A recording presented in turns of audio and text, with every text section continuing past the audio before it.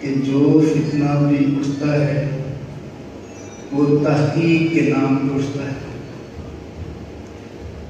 کہ میری تحقیق یہ ہے، میری ریسرچ یہ ہے، اور اکثر اس کی تحقیق نبی کریم صلی اللہ علیہ وسلم کی رائی کے خلاف ہے۔ آپ اسلام کے ارشادات کے خلاف ہی ہوتی ہے نا اکثر تحقیق، تو ایسی تحقیق ہوتی ہے جو شریعت کے خلاف ہوتی ہے، عنوان کوئی دیا جاتا ہے، بات کوئی چلتی ہے۔ میں نے مختصر سی ایک بات بطور خلاصہ بھی استاد جی کو بھی سنانی ہے، آپ حضرات کے سامنے بھی عرض کرنی ہے۔ پوری دنیا کا کفر پہلے دن سے لے کر آج تک امن کو مقدم رکھتے ہوئے اور امن کا لیبل لگا کر ہمیشہ حق کو نقصان پہنچانے کی کوشش کرتا ہے۔ نبی اکرم صلی اللہ علیہ وسلم جب شریعت مطالعہ لے کر آئے، تشریف لائے،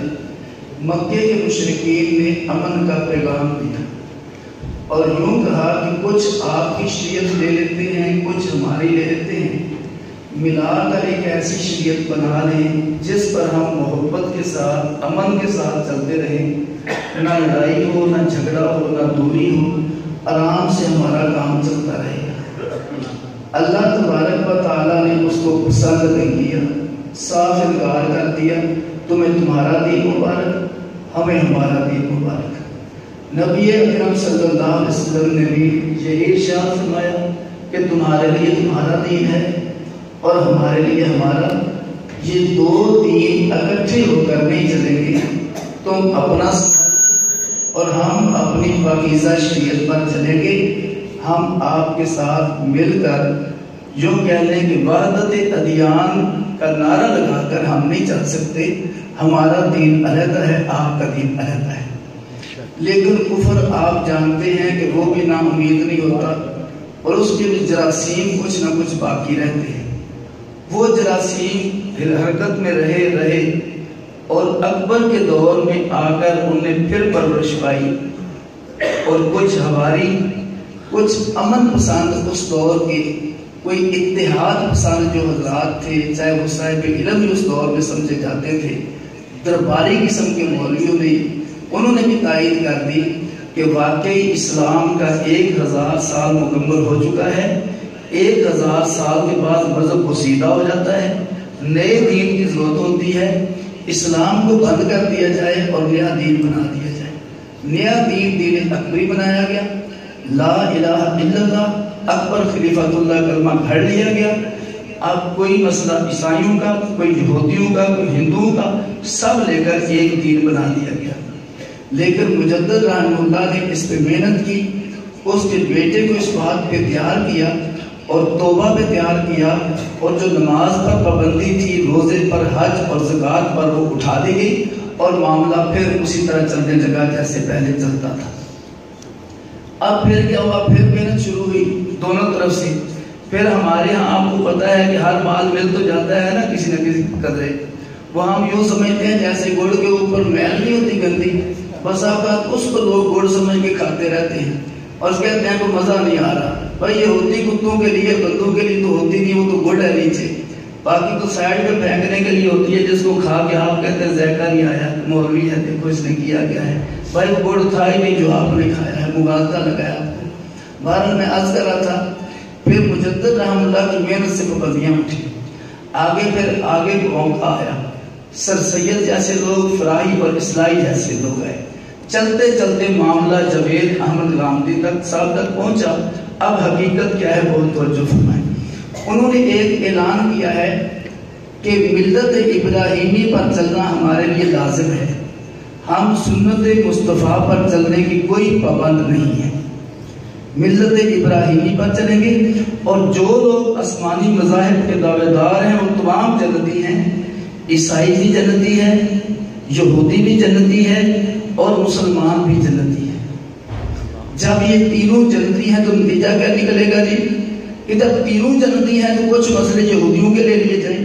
کچھ عیسائیت کے، کچھ اسلام کے، اور سب کو ملا کر ایک ہی مذہب دنیا میں بنا دیا جائے اور امن کے ساتھ اس پہ عمل ہو جائے۔ جو مکے کے کفار نے حضور اسلام کے سامنے پہلے دن منصوبہ رکھا تھا، اس منصوبہ منصوبے کی تکمیل کے لیے جاوید احمد غامدی صاحب تشریف لائے ہیں، اور پوری دنیا میں 2 چیزوں پہ اتفاق ہو چکا ہے۔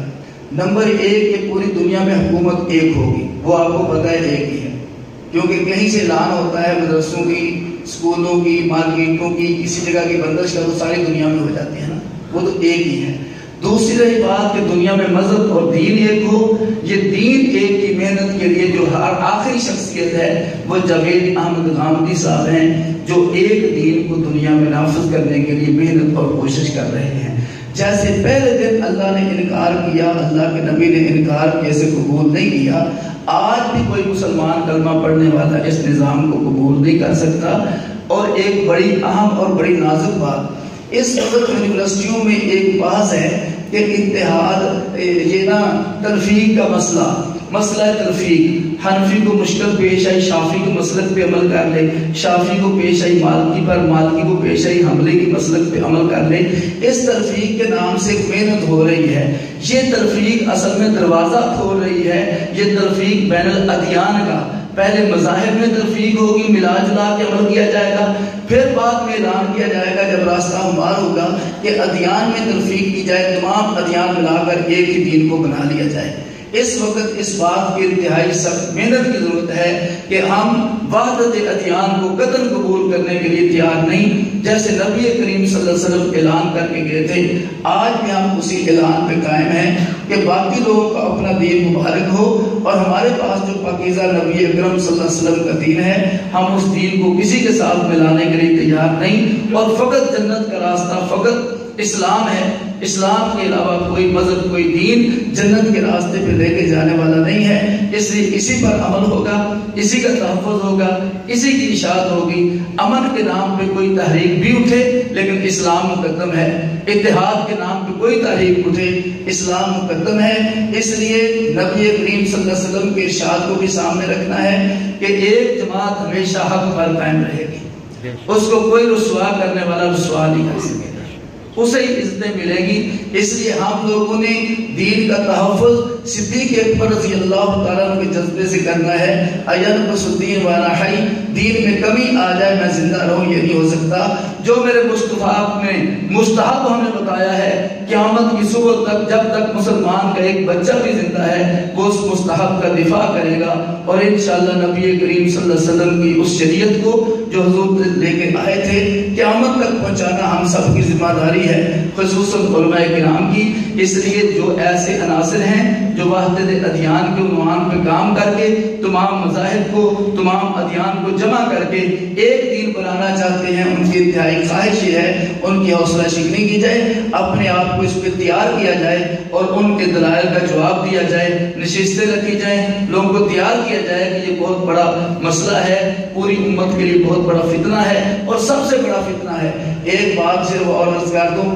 کتاب الفطر مصنف ابن ابی شیبہ میں لکھا ہے قیامت کے قریب کچھ بزرگ اس طرح کے بھی آئیں گے، بزرگ تو میں کہہ رہا ہوں، کچھ بزرگ اس طرح کے بھی آئیں گے جو کہیں گے جو جہاں لگا ہوا ہے ٹھیک لگا ہوا ہے۔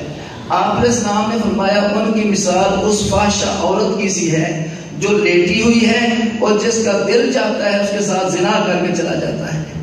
اس لیے جو بڑے بڑے صوفیاء کرام آپ کو نظر آئیں گے نا، جو جتنے لگے ہیں ٹھیک لگے ہیں، وہ سمجھے انہی کو لگا ہوا ہے۔ اللہ کے نبی فرما رہے ہیں کہ اس کی فحشہ عورت کی سی مثال ہے، اس بندے کے اندر ضمیر ہی نہیں ہے جو غلط اور صحیح میں فرق نہیں کر سکتا۔ نبی کریم صلی اللہ علیہ وسلم نے ارشاد فرمایا اس امت کے آخر میں کچھ لوگ ایسے آئیں گے جن کو ایسے اجر ملے گا جیسے اس امت کے پہلے لوگوں کو اجر ملتا تھا۔ وہ کریں گے کیا؟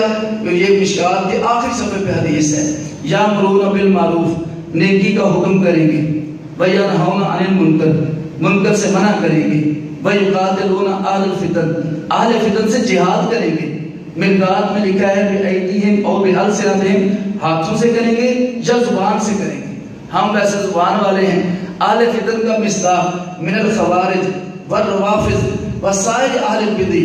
رافضی، خارجی اور تمام اہل بدعت کے ساتھ وہ پہنچیں گے، ان کو راہ راست پر لانے کی کوشش کریں گے۔ ان لوگوں کے لیے ایسے اجر ہے جیسے اس امت کے پہلے لوگوں کے لیے اجر تھا۔ اس لیے دین میں صحیح کو صحیح کہنا عقل مندی ہے، دانش مندی ہے، غلط کو غلط کہنا دانش مندی مندی ہے، لیکن یہ نرمی سے کہا جائے، ہم بھی کہتے ہیں الجھ کے نہ کہا جائے، لیکن دوسروں کو راہ راست پر لانا یہ بہرحال علماء کرام کی ذمہ داری ہے۔ اللہ تبارک و تعالی ہمارے استاد کو جزائے خیر عطا فرمائے۔ تشریف لائے ہیں، بڑی قیمتی گفتگو ہے، بڑی قیمتی باتیں ہیں، بہت توجہ کے ساتھ سنیں گے۔ مجھے بھی کوئی الجھن ہو تو میں استاد جی سے بات کر لیا کرتا ہوں، استاد جی سے پوچھ لیا کرتا ہوں۔ انتہائی بڑے محقق آدمی ہیں، جتنی آپ توجہ سے سنو گے بہت زیادہ